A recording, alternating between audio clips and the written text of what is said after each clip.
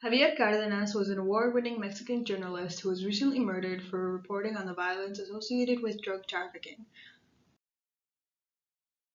Javier Cardenas was born on April 14, 1967, and was murdered on May 15, 2017. He had no wife or children, and he was a co-founder of investigative weekly Rio Doce.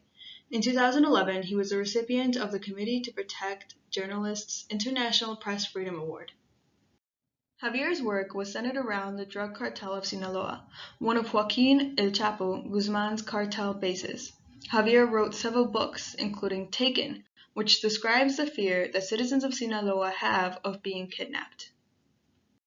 El Chapo's arrest resulted in a power struggle between other drug cartels for control over Sinaloa, which led to the violence targeted towards journalists. Javier received many death threats, which led him to start taking antidepressants and sleeping pills. However, he refused to stop writing despite all of the stress he was in. He believed in the power of speech and felt that if he did not report his findings, he would be an accomplice to the violence.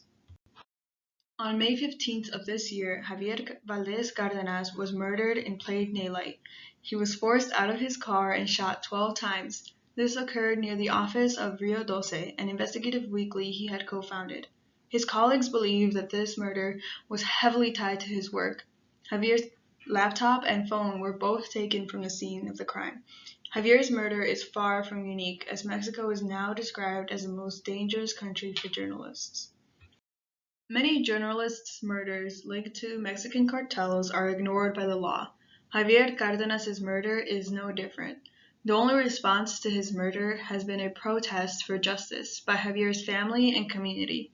Many signs carry his messages, including No al silencio, meaning no to silence.